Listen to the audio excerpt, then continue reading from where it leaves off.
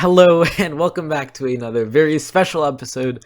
They're all special of the Gradient Podcast. This time, episode 8. I'm Jaden.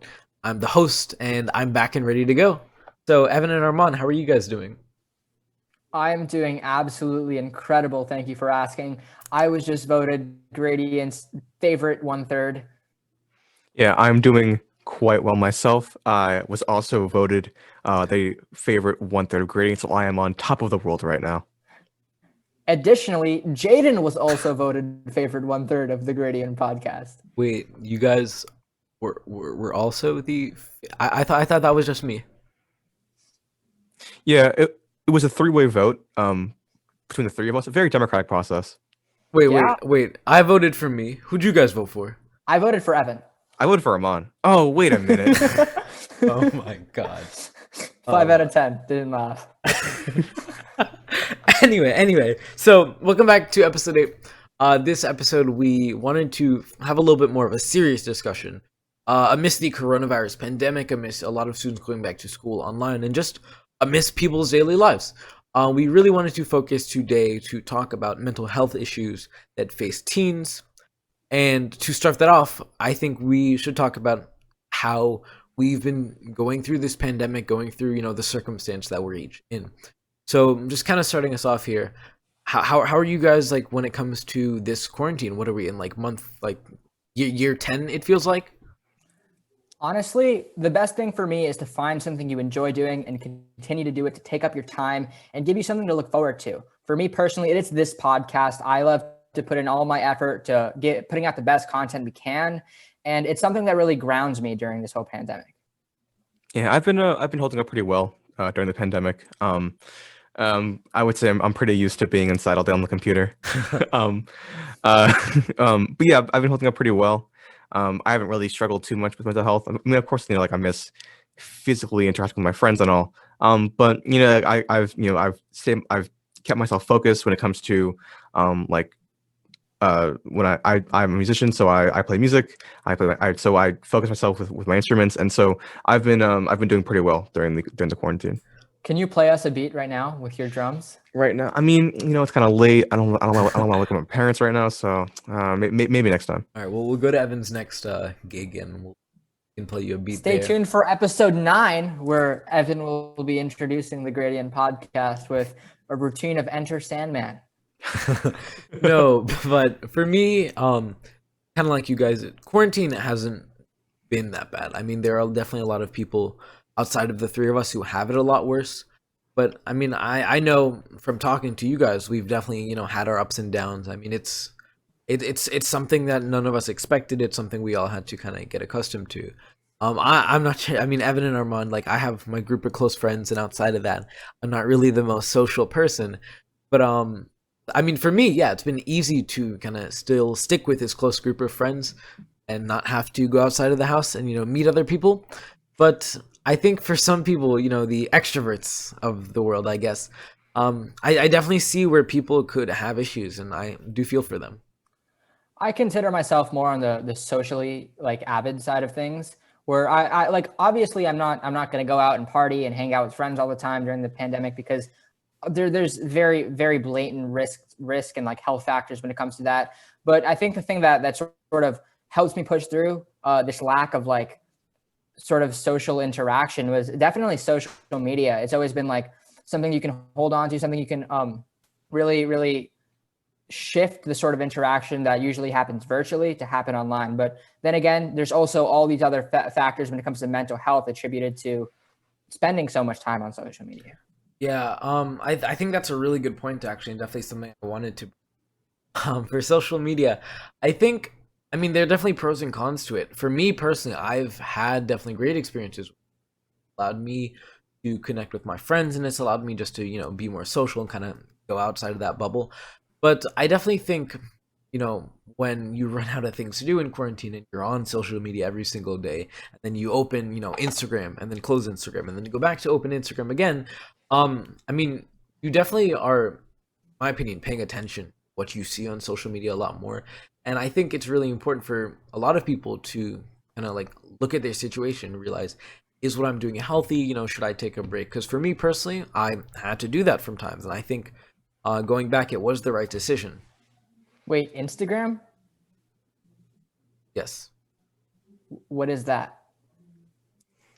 Okay, so, you know, like, I know you're more accustomed to, like, letter on a bird, throw the bird out the window. MySpace. Yes, MySpace, AOL, right? Oh, of course, yes. The usuals, you know? Yeah. I don't know, it's some newfangled technology. The last time I heard about Instagram, it was with this guy named Zuckerman. Kidding, guys. We do in fact know what Instagram is, and Facebook, and Twitter, and TikTok. In fact, we are best friends with Mark Zuckerberg. He actually gave us the idea to start the podcast, and he will be on the future episodes of the Gradient podcast. And that is an Evan last name redacted guarantee. I called up my homie Mark Zuckerberg. He was jet skiing in the islands with all that all that suntan. Have you guys heard? lotion on. Have you guys heard Andy Samberg's Mark Zuckerberg impression? Oh, of course, classic, It's classic impression. hilarious. Yes, classic. But in all seriousness, I have not had, I guess you could say, the strongest relationship with social media. I have made a concerted effort to distance myself from social media use. I'm on it, a couple here and there, but I don't post like basically at all, unless it's for the Gradient Podcast, of course. Of course. Follow us at Gradient Podcast on Instagram. You Twitter at Gradient Podcast. Right you'll find right them up here. Yeah, you'll see them. Down, Armand, down. Yeah, somewhere Down over there. there. But yeah, like I really Over haven't there, had wherever a we very put it. strong relationship with social media. I have distanced myself from it, and I think just overall, it's had a benefit on my mental health. I'm focusing less on others' perception of me, and more about my own perception of me, like what I want to be, rather than what I think others want me to be. I think that's really benefited, just like my mindset and like where I am mentally.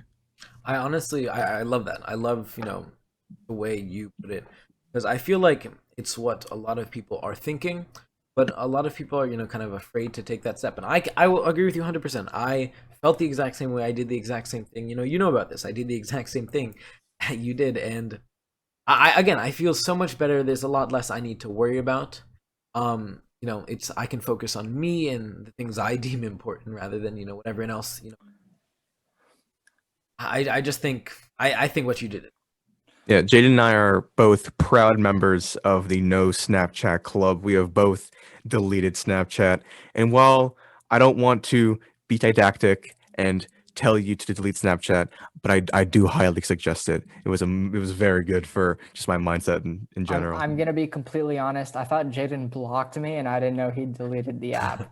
But on another note, I feel like our society is so accustomed to using social media and receiving that feedback from others that they like to change who they are to fit some sort of stereotype and what they are like supposed to be rather than who they really are. And I feel like that's really taking away from one's like unique identity and really like taking a part of themselves out of. I mean, yeah, 100%. I mean, kids nowadays are kids, so we can't really speak like that. But Back in my day, right? We're going to school. We have all these friends, and like a lot of times people lose themselves like trying to fit in with other people. I definitely think distancing yourself from social media, like it allows you to focus on yourself. You can show yourself before you show anyone else, who you are. And I think, yeah, a lot of this plays back in going to school. We have all these, school friends, but now we're online and it's a little bit different, the way we interact with people. So how have you guys been dealing with that? Before we move on, I feel like we need some sort of room to clarify. When we talked about like sort of staying true to yourself, it's not like sort of a black and white sort of situation where you are yourself and you're not. It's more of a spectrum. And I feel like the more accustomed we are to being like desensitized by everyone else's opinion of us, we go farther down the spectrum. That's why we talked about earlier. It's important to hold on to those things that you really enjoy doing and those hobbies, especially during quarantine, that really make you happy.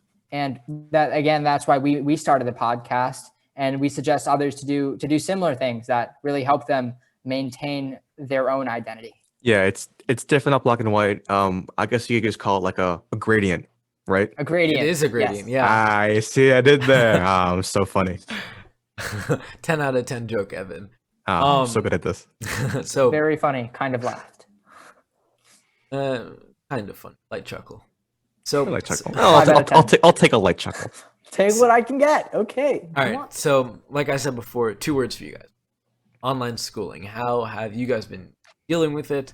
I worry all go to the same school. We all are kind of in the same boat here, but it's different. I mean, to say the least. Definitely something that over time we have gotten accustomed to, but you know, right? They're sending kids back. It's still a lot of adaptation and just being prepared that we have to do. 2 more words for you. Ow, just. It's the sauce that they have next to your French dip, your prime rib that you dip your sandwich in. It's phenomenal. I just had it today. I want to put it out there. It's 2 fantastic words. Whenever you go to any restaurant and it's on the menu. So going back to two relevant words to our discussion, we were talking about online school, and Evan, I really want to hear more about less of the hat act and more of your experience with online schooling. Yeah. So we talked about this earlier on some other episodes, but yeah, I mean it's definitely different. Um, I really think that online school and real life school, I guess you could call it, are completely different bodies. It's like comparing apples to oranges. And so they should be treated as such. But I mean, I've been holding up pretty well. Like I said, I'm already pretty used to being inside on the computer all day. So it's not too much different from what I usually do. Um, but yeah, I mean, online school it's different. But I mean, I've been rolling with the punches, and I've been doing pretty good myself. So, um, I wouldn't say uh, I wouldn't say that I prefer it, but I'm definitely not adverse to it. So, like, what I want to know, kind of, is the same question I'm going to ask to Armand here. But like, how has it had? Have you seen like a noticeable effect that online schooling has had on like you just your mental health as a whole, or even your health in general? Not really. I mean, maybe like my physical health a little bit. Although I'm not really sure if that was if that was more due to virtual school or more due to just like quarantine in general. Um, but yeah, I mean, I really I haven't seen or felt any like substantially significant effects personally, at least. I mean, but that's just me though. On the other hand, again, not me personally, but I feel like for a lot of people, there's a whole new factor of stress and anxiety that comes alongside online schooling, because you have to realize there's people who are so used to being told or like fed down their throat what the homework is, when the tests are, but now they have to do it all independently. And it's a whole new stress and like dimension and dynamic of things they have to like take heed of when they are like participating in online school. And for a lot of people, it's a lot. And we as like a society have to start getting used to more of this independent like control over what happens in our daily lives, because when we're on our own in quarantine, especially in school, it is more independent, and I feel like that goes without saying, but we really need to take hold of that and use it to our advantage instead of having it as adversity almost. For me, I think the biggest issue that I've had with online schooling was kind of the transition from, being in class, having a teacher teaching you like she has whatever tool she wants to use, compared to a teacher, being wherever her house at school with a laptop and a camera, and you're expected to kind of garner like the same like level of education as if you were in the classroom. And I mean, like, hopefully, like a lot of other people, I was able to, move past that and kind of continue where I left off with school. But it's definitely different. Like, it's a lot, like Armand said, it's a lot more independence. You have to be on top of yourself a lot more, which can get stressful. And you just have to, a lot of times, you are going to have to, kind of teach yourself stuff, because even though the people like to say we're always connected, we have like the internet, we have all these, ways that we can stay connected with people. I feel that there is like a larger disconnect now between teachers and students than there actually ever has been. And there's a whole nother thought I just remembered when we were talking about sort of the stress of online school. For a lot of the seniors now, they haven't taken the SAT yet. And considering online schooling, it's very difficult to. And a lot of SAT different examination days are getting canceled, and they have to rely on a lot more other things in their schooling to get into a good college or wherever they want to go. And it's putting so much more pressure on other factors when they were going to rely on their test scores. And again, more mental health pressure and stress going on them. And it's a lot. I mean, yeah, even juniors like us, a lot of times people say the junior year is the most, stressful year. It's the hardest year. It's, kind of the year that matters most. And for us to kind of be the first class that is going to have to make this online transition in full, like it's a lot of pressure is on our shoulders, to keep up like the expectation that people have for us, but to also make sure that we're okay. Like we have a lot more to deal with, and I think it's something that people need to be aware of, just so it kind of take away these stigmas, so people are able to talk about things like, because if I have you too, we are close enough to be able to talk about such things and express how we feel about school and stuff like that. And I think people definitely are going to, it'd be very helpful for people to have someone to confide to. We encourage these kind of conversations because it's really what takes away all this stress and pressure of virtual schooling and all this anxiety that's happening on your mental health. And that's why we personally are developing the Gradient Podcast book to navigate through online schooling, courtesy of Evan, last name redacted. Evan? Yeah, not happening. But as I've said previously, talking about your mental health is a very important and useful way as well of dealing with it. And of course, there are plenty of licensed professionals who are trained and are experts in talking you through the struggles you are having with your mental health and ways that you could improve your mental health. And so today for episode 8 of the Gradient Podcast, we have a very, very special guest. So Armand, you want to go ahead and introduce our guest? Yes. Next up, we have psychologist and director of Alvord, Baker and Associates with more than 35 years of clinical experience and the best dancing psychologist, Dr. Mary Alvord. Thank you so much for coming on the Gradient Podcast. My pleasure. Yeah, it's great to have you. So we can go ahead and start with our first question. So we wanted to ask, as teenagers who have maybe friends who struggle with mental health, what is the best way that I can support my friend who is struggling with mental health, unfortunately? The best way is to be a good listener and validate how they feel. There's still stigma about mental health, and that's why I really try to promote mental wellness and discussions about it, because being a good friend means you listen to somebody, you hear them, and then if needed, you also will point them to resources. But openness is the key. I want to add on to what you say real quick. When you talk about sort of openness and conversation, I feel like that goes alongside with normalizing therapy on a professional level as well. Absolutely. Absolutely. I think that we've come a long way since I first became a psychologist in terms of normalizing feelings. And especially now, there's just so many feelings and so much discord and difficulties. And so therapy, there's a book that came out a long time ago. And in the first chapter, it was written by a psychiatrist, actually, who said the healthiest people are the people who seek therapy. Why? Because they're aware that they may have some vulnerabilities or they may have some difficult patches in their life, and they're open to it, and they seek help.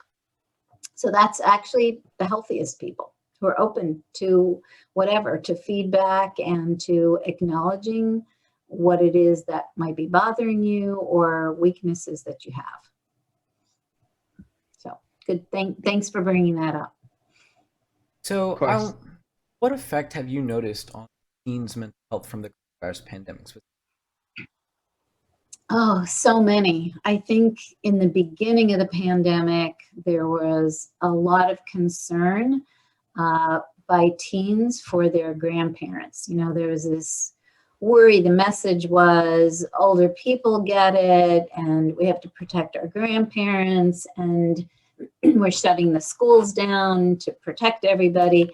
And then it became, and I think where you are, the schools didn't close right away, or now they're open, but every part of the country dealt with it a little differently, but I'll try to generalize. But, you know, that was the message, that it was older people. And then it became known that, well, it's younger and younger. And there are a lot of teens with comorbidities. You know, there are many teens who have diabetes, which is a risk factor. So the anxiety went up. And then I think a lot of sadness set in because of the isolation, because, we talk about social distancing. I actually call it physical distancing, because that's what we're trying to do, is physical distancing and yet stay socially connected.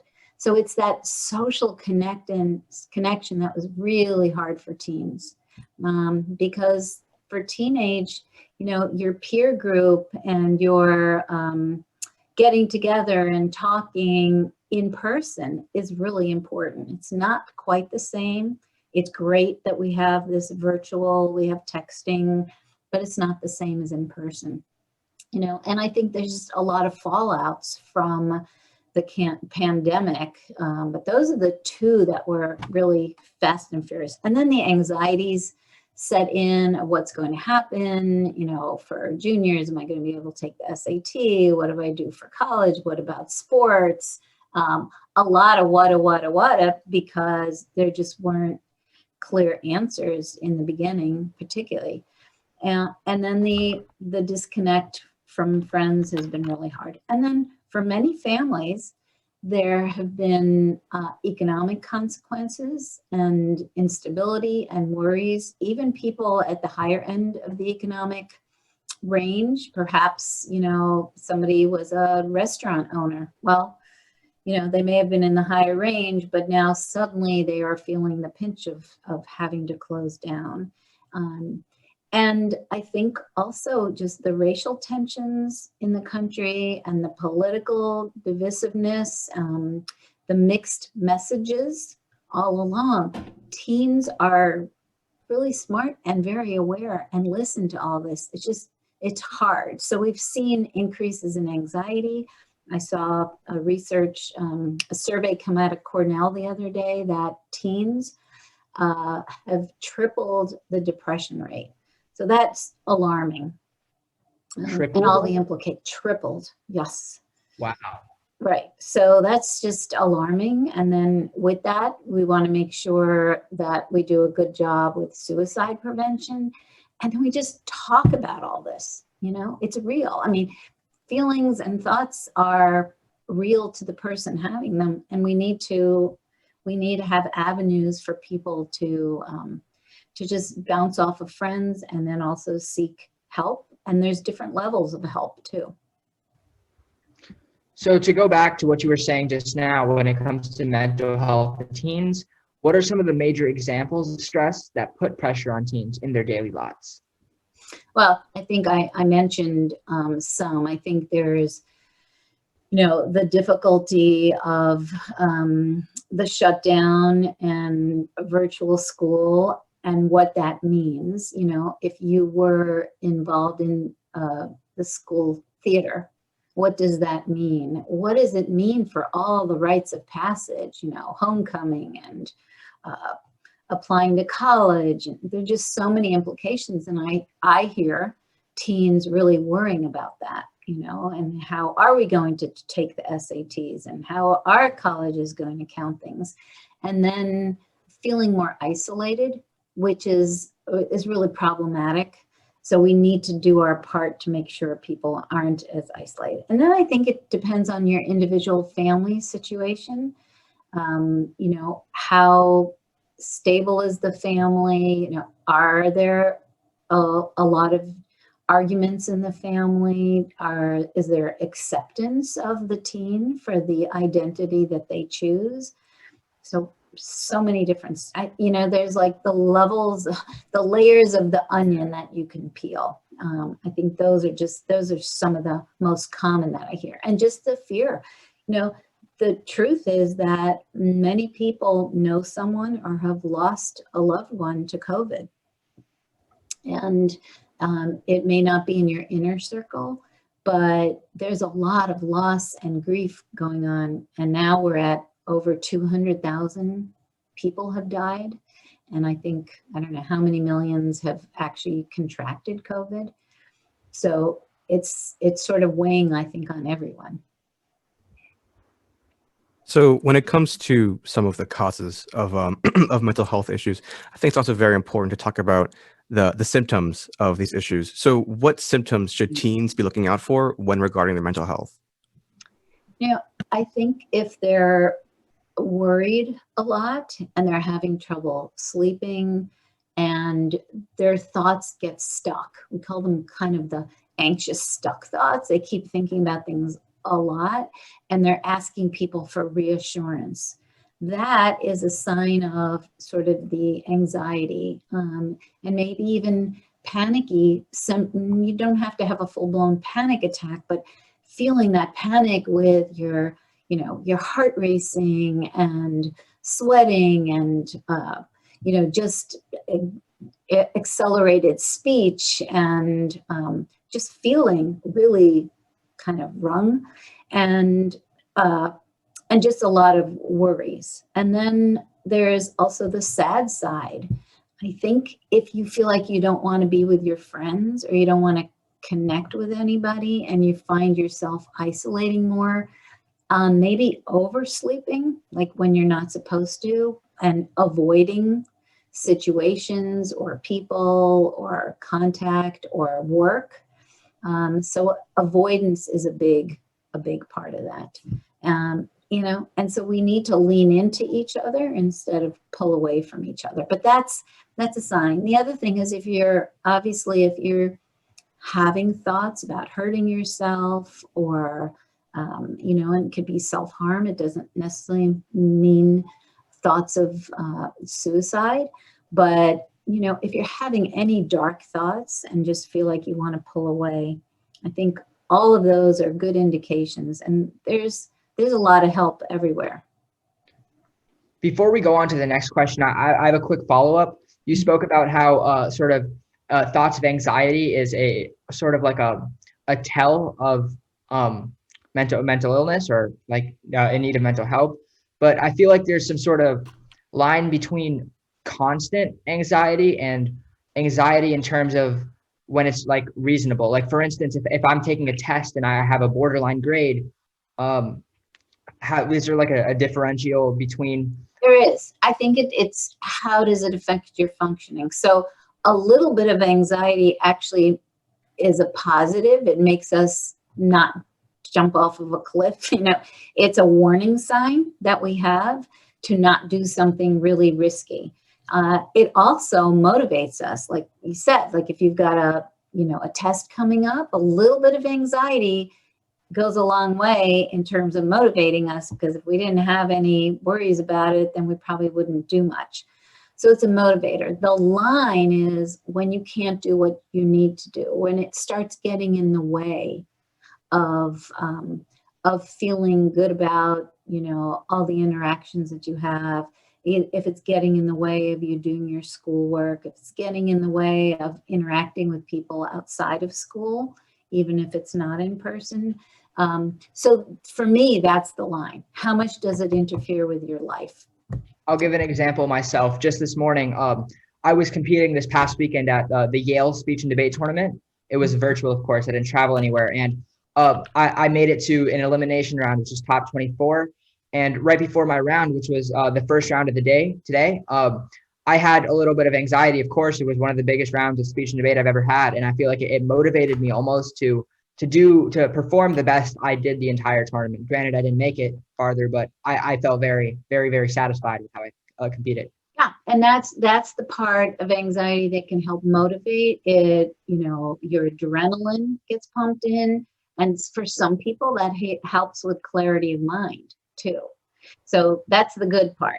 But then if you start sort of dwelling and getting stuck on all the problems, or if you then started thinking all this, what we call negative self-talk about the debate, you didn't sound like you're doing really well with it and you're pleased with how far you got. But let's say you were somebody who was a perfectionistic, or you just tended to get down on yourself and was like, oh, that was the stupidest thing I said. Why did I say that? Oh, they were bored. Oh, that person was looking at me.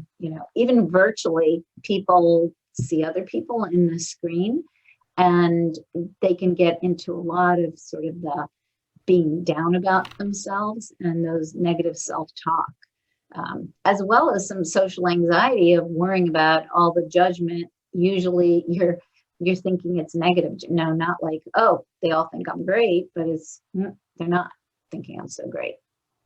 So, in your book, Conquer Negative Thinking for really stress the importance for teens, self-motivators and them to be proactive. And you kind of advise them to be more cognizant of their own actions, their own choices. So, beyond teenagers, what can adults do to support teens being more proactive? And so, what can they do to kind of push teens to stop saying that they can't do something? Well, I think, it's parents serve as role models and cheerleaders. And I just want to say there's also the line between parents taking over and doing things for teens and versus encouraging them to be more, as you said, more proactive and taking more initiative.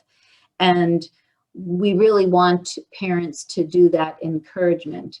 So when a teen says, I can't, it's, you get to some challenge questions as a parent. You say, well, did you do anything like this in the past? Well, probably. Okay, so how did it work out then?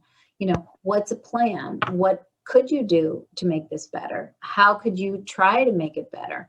And I always say, what would you tell your friend? If your friend was saying they can't do this and they can't do that, would you say, oh yeah, right, you can't do it, you're a failure? No, you would probably encourage them and say, look, you've done it before. You can just try, or maybe we can come up with some ideas of how you can try to do it a little bit differently if it wasn't working the way you were doing it. So we talked about some of the symptoms that someone might see if they're struggling with their mental health, and we talked about, like talking to a friend about, like what you should do. So, if I'm a teen and I see my friend struggling with mental health, how can I bring up the conversation of them possibly seeking help, or like anything like similar along those lines? Well, I think the first thing as a friend is you just say, look, I've noticed you are pulling away. I've noticed that, you're sounding sad when you talk about certain things. I notice you're not calling me back, and I know we're good friends. I'm wondering how I can help, but also who else is in your support system?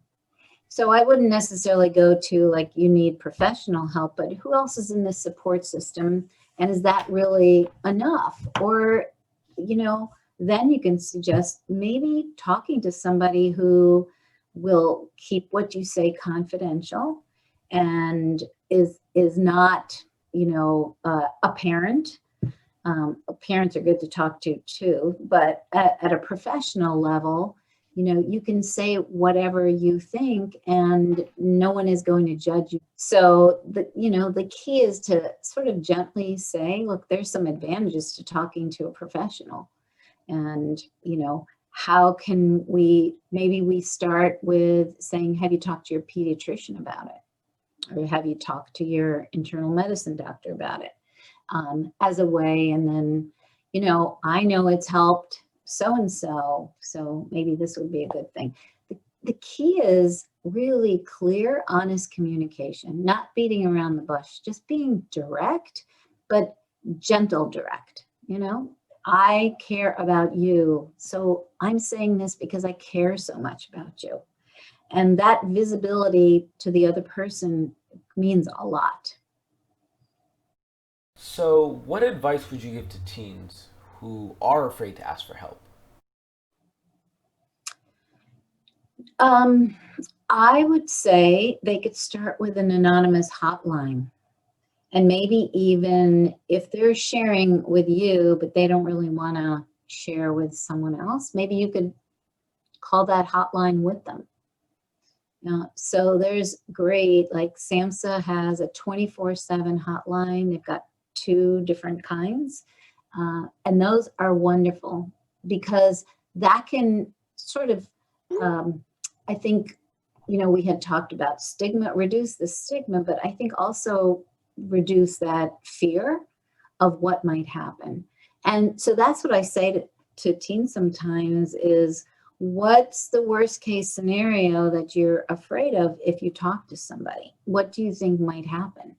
And sometimes they're scared of even sort of saying it out loud, or maybe they feel shame or guilt, or, the stigma, somebody's going to think something negatively. Hopefully in this day and age, we really have come much closer to normalizing, as we said in the beginning, normalizing mental health. I mean, we all experience the whole range of feelings. Everybody does. The key is when it starts interfering with your life, when it gets in the way. And that's when, we need help. I mean, if you have a toothache, you're not going to think, okay, I'm just going to live with this, it'll get better. You're going to go to a dentist and figure out what's going on. If you cannot solve that, algebra 2 problem, you're going to get online, you're going to look at resources, and it's the same that has to happen with mental health. Mental health is as important as physical health. The mind and the body are completely connected. When we're stressed out, our body reacts to that. And our muscles tense, we can't think as clearly, we start sweating, and we don't do as well. So we really want to take care of our bodies as well as our mind. I feel like coexisting with that.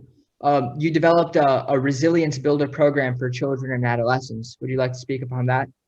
Sure. It's mostly a group therapy program. And the beauty of group work is that people know they're not alone. So, for example, with the teen groups, they meet with other teens, and we learn skills like about being proactive, which means pro and active, taking good action, as opposed to being reactive. So many of us react without thinking through. So we need to take that pause. We also don't want to be passive. So this is a big part of the programs. We don't want to feel like we're victims.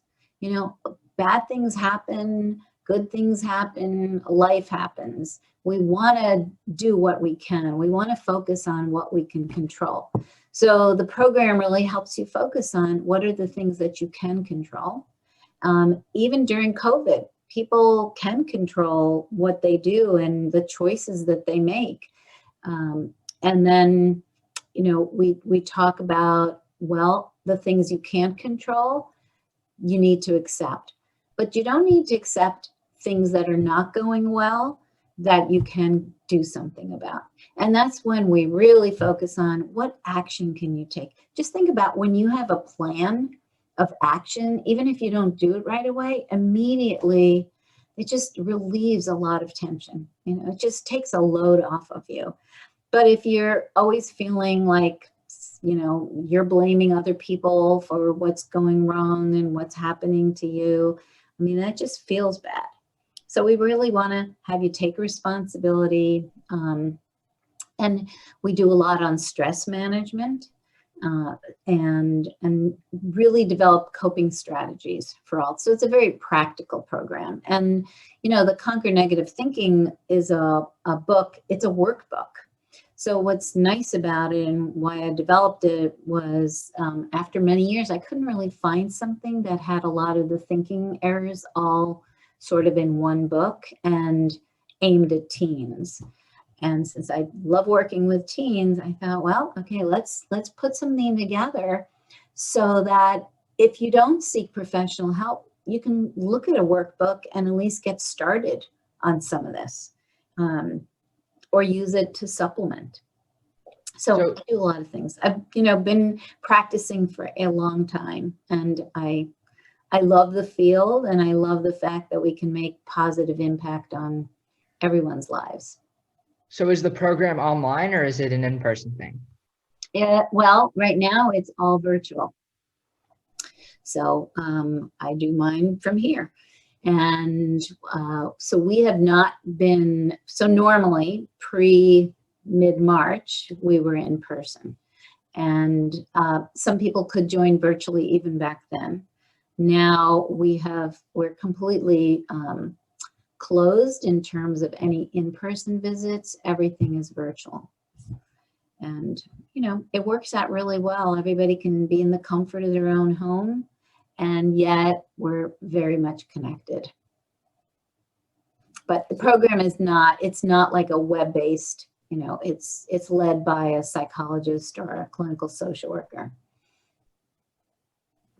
But so not to give too much away, but we come from a high school that is lucky enough to have a variety of mental health services available for students on campus. But unfortunately, most students do not have these kinds of resources in their own high schools. So what can schools do to support their students' mental health? I'm hoping, I actually started a nonprofit a couple of years ago, and we go into high poverty community schools to try and bring the Resilience Builder program. But our next phase is to really train teachers to do some of these resilience building skills, because I think we need to scale it up. Unfortunately, most schools, whether they be private or public, have only one counselor available, maybe two. Maybe a huge high school may have three, but a lot of them are doing, plans and schedules. Their time isn't really for counseling. And so they're stretched thin. So my feeling is we need to do larger scale training of everyone, and mental health should be integrated into the curriculum. I mean, it's as important as, world history. It affects our lives daily. So I'm hoping to scale up this, the nonprofit as it scales up so that we can do more impact on a larger, more of what we would call a universal intervention, as opposed to a targeted intervention, because targeted interventions are just for select students, or for, but how many students can you see? Can a few counselors see? The school psychologists, there are not that many of them either. So we need to think about an educational system that starts valuing mental health, I think, more than it does. You take health class as probably a sophomore, you get one part of that is mental health, and that's usually it. So that's my hope. So I just want to end by saying thank you so much for coming on, Dr. Alvord. Us three here have learned a lot from this, and I think definitely something that we're going to use to guide what we do in the future. I hope that people who are watching this as well can take away, and if they are feeling any thoughts or anything that is harming them, that they just learn from this, seek guidance. So again, thank you so much for coming on. You're welcome. I think before we exit super quickly, would you like to say a couple of resources you know of directly that people, our viewers, if they need to, can contact anonymously? Yes. I think that, look at, it's SAMHSA, SAMHSA.gov, and they have different, I don't have the numbers on me, but there are people there. These crisis hotlines are terrific resources. I guess the main point that I would like to make with this is you're not alone. Like, we're all in this together now in this pandemic, but in general, no one is alone, even though we can feel around, right? We can be in a group of people and we can still feel alone. but just know that there's always somebody there that you can reach out to. So the hotlines, I'd say there's a lot of these workbooks that are very helpful. Just Google everything, right? Go to your favorite bookstore or Amazon and Google keywords that are meaningful to you and find the resources. And SAMHSA.gov actually has a lot of tip sheets. The American Psychological Association has a help center, and there are resources there for adults, but also for teens. And that is www.apa.org. And then across the banner is the Psychology Help Center. And then you can put in keywords, but there is something called Teens Got Bounce, and it's about being resilient, which is so important now because we have just so much going on in our country, in the world, that's stressful, and it's uncertainty on a daily basis. There's uncertainty. Every day we wake up and we don't know what's happening in the world, but we also don't know what's happening in our world. And for some of you who've gone back to school in person, that can change in a couple of days. Suddenly it's like, whoops, just kidding, we're back to virtual, or, well, we're going to move forward, but we don't know when. So just a lot of uncertainty. Again, thank you so much for coming. You're welcome. It was a pleasure. So just as Dr. Alvord said, if you or anyone you know is having signs of issues with their mental health, please just don't be afraid to confide in someone. Look for your friends to help you. You can look for even a professional to help you. But know that someone is there when you need them most. And I think this brings us perfectly in our gradient Q&A segment.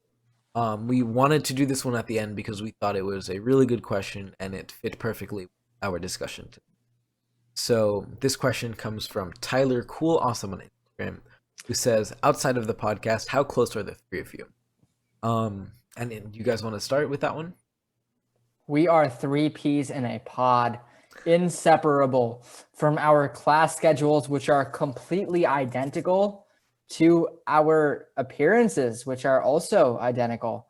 Yeah, we all look the exact same, which is kind of weird for people who are not related at all. But we all look the exact same. I don't know how you guys can tell us apart. I actually can't. I only see the name tags next to your little window. Yeah, I just guess half the time. Yeah. But in all seriousness, we are three very good friends, two of which decided to start a podcast together, and the third one which decided to maneuver his way into it. But we're beyond thankful to have him, because honestly, us three make the best team. And honestly, this podcast brought us a lot closer as friends. We were very close before, but we're even closer now. Yeah. I mean, we were pretty close. I mean, I've known Armand since middle school, and Jade and I became quick friends once we met in high school. And like we had classes together, like the three of us, and so. And we were friends. We definitely enjoyed each other's company. Yeah.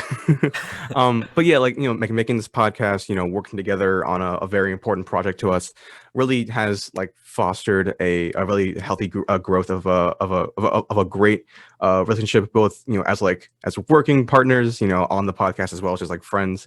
And so I really enjoy spending my time with you guys. In all seriousness, though, I really am appreciative of you guys being really close friends. And so I think we work as a team, and I'm glad to have you guys as good friends. I mean, you both said exactly what I had to say, but I mean, I'm like both of you guys said, I've known Armand since 6th grade, and I met Evan 2 years ago. I don't remember how long it's been. Freshman year. Yeah, I was a mutual friend. I met Evan freshman year, and I mean, we just grew close since then. And I'm just very glad to have you two and be able to call you guys friends. And I 100%, I do think this podcast has brought us a lot closer together. And I mean, outside of the podcast, we're close friends. This podcast has brought closest together, and I'm just kind of excited to see where we go in the future. Just we're gonna stay close. I mean, with all that being said, that's all that we have for you guys today. Forgive us for the, I don't remember how long it's been, but we've had a little bit of a hiatus from our last episode, but we're not going anywhere. We have a bunch of great ideas that we just have to, put into action, I guess. So anything you guys would like to say? Hey, Gradient viewers, staring contest. You got me. I'm still going. Couldn't last that long. I mean, thank you guys so much for watching, our socials. We always say this every time. You'd love to follow us. We really do appreciate it. It shows, how much, like our content and how, it really motivates us for the future, I mean, Armand already calls you guys the Grady Bunch, so, you Grady Bunch, I thought you turned it down. Name's still pending. Name's still pending. Drop your suggestions of our fan base name in the comments. Yeah. I mean, if you really want us to be called the Grady Bunch, don't. But I mean, is that really what you want us to be called? I mean, no, that's what we call them. They're right. My mistake. Silly Evan. Last time redacted. I mean, thank you so much for watching. Armand. Last name redacted. So just say bye on 3. Yeah. All right, 3, 2, 1. Bye. Guys. Oh yeah, bye guys. Really, Jaden? Come on, dude.